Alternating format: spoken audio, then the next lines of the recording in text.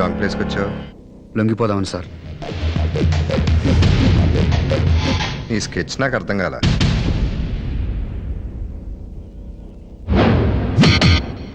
ఓ, ఇక్కడ లొంగిపోతావు, అక్కడ కాసిం బాయ్ని ఏం చేస్తావు? నువ్వు చంపలేదన్నదానికి నేనే విట్నెస్. బాగుంది.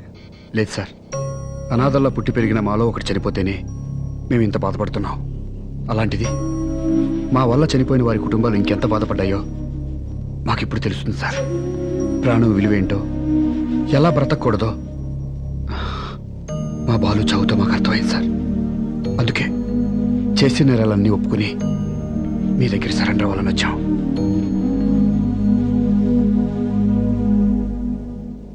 ఎవడైనా సరే ఇంకెంత చెప్పినా మారడనుకుంటేనే నా గన్నుకు పని చెప్తాను. ప్రాణం విలువ తెలుసుకుని నీ ఫ్రెండ్ని చంపినాను చంపకుండా ఇక్కడికి వచ్చావు. నిన్ను నమ్మడానికి అదొక్కటే కారణం కాదు, నీ కళ్ళల్లో కనిపించే ఆ నిజాయితీ కూడా ఒక కారణం. ఈ అరెస్టులు శిక్షలు కేవలం నేరస్తులు మార్చడానికి. కానీ నా కోరికేంటో తెలుసా? ఈ సొసైటీలో అసలు నేరాలే ఉండకూడదని.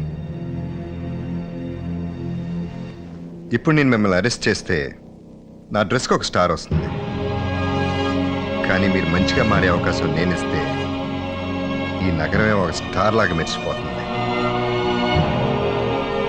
నాకు అది కావాలి.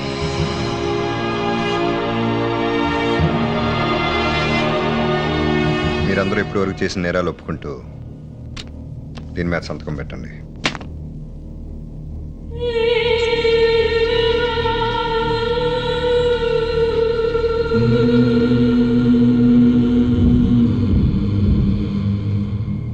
ఇక మీరు వెళ్ళొచ్చు. రైట్. ఆ రోజు నువ్వు అన్నావు కదా, ఎవరి పని వాడు చేసుకుందామని. ఇప్పుడు నువ్వు మారలేదనుకో, నా పని నేను చేస్తాను. డ్యూటీలో ఉన్నా లేకపోయినా.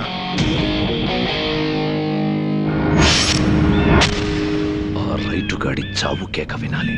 వాడు మనకన్నా ముందే స్టెప్ తీసుకున్నాడు. ఆ ఏసీపీ గాడి దగ్గర వాడు చేసిన మొత్తం తప్పులు ఒప్పుకొని ఎంటీ పేపర్ మీద సంతకం చేశాడు. అంటే ఇప్పుడు మనం చేతులు ముడుచుకొని కూర్చోవాలా? ఇప్పుడు వాడికి ఏం జరిగినా మన చిట్టా మొత్తం ఓపెన్ చేసి ముందర మనల్ని లోపల తోసేస్తాడు ఆ ఏసీపీ గాడు. మనం ఎక్కడున్నా పర్వాలేదు, వాడు మాత్రం అసలు ఉండకూడదు. ఆవేశంలో ఎదురెళ్తే పనులవు. బాయ్, నా మాట విను, కొంతకాలం ఆగుదాం.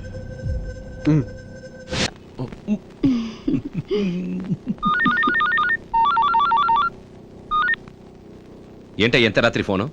ప్రాణం పోతున్నట్లు. అంతకంటే ఎక్కువే. పదవి పోయేలా ఉంది. ఏమైంది?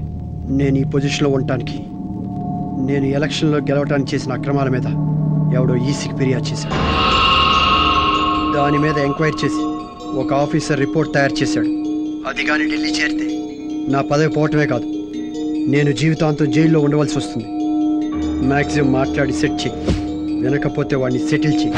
వాడి చావు మాత్రం మర్డర్లా ఉండకూడదు. నువ్వేం టెన్షన్ పడకు, నేను సెటిల్ చేస్తాను. హలో. రేపు మినిస్టర్ ఫైల్ ఢిల్లీ వెళ్ళకూడదు. ఎవరు మాట్లాడేది? కాసిం భాయ్. నీకు తెలియదని అనుకోను. సిన్సియారిటీని, సీనియారిటీని జీతం పెరగడానికి, జీవితం పెరగడానికి ఉపయోగించుకోవాలి, కానీ నీలా త్వరగా పైకెళ్ళడానికి కాదు. చేసిన తప్పును సరిదిద్దుకోకుండా మళ్ళీ తప్పు చేసే నీలాంటి వాళ్ళని నిల్చోబెట్టి కాల్చాలన్నదే నా పాలసీ. నీకు నిజంగా కాసిం భాయ్ అంటే ఎవడో తెలియదని ఇప్పుడు అర్థమైంది.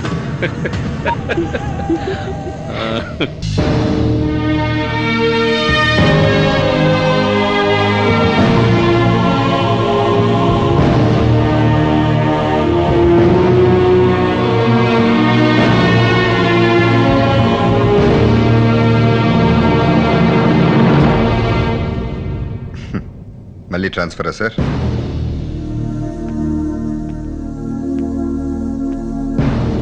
చూడు, నువ్వు చేసింది తప్పని చెప్పలేను, కరెక్ట్ అని డిపార్ట్మెంట్ని ఒప్పించలేను. మీ మీద ప్రెషర్స్ నాకు తెలుసు సార్. ఏ సిటీకి సార్? జీతం కోసం డ్యూటీ చేసే వాళ్ళు ఆలోచించాలయ్యా, ఏ సిటీకి ఎక్కడికి. జనం కోసం డ్యూటీ చేసే నీకెందుకయ్యా? నువ్వు ఎక్కడికి వెళ్ళినా జనం నీతోనే ఉంటారు, నీ వెనకే ఉంటారు. Go head. Thank you sir. Good news. నాకు గుడ్ న్యూస్ అంటే ఆ రైతు గాడు చావడం ఒక్కటే. వాడు చచ్చాడు భాయ్. ఇంటికి రా. లేదు భాయ్, నేను ఎన్నాళ్ళుగా ఎదురు చూస్తుంది ఈ రోజు దొరికింది. నేను నా గెస్ట్ హౌస్ లో ఉన్నాను, రేపు కలుద్దాం. ఓకే ఓకే, ఎంజాయ్ చేయి.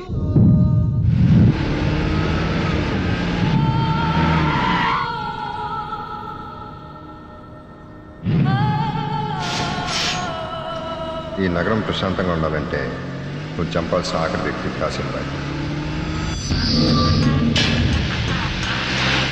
ఆ ఫోన్ ఇటీరా.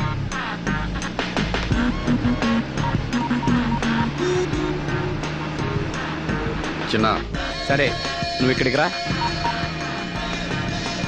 ఆనంద్, అన్నా చెప్పనా?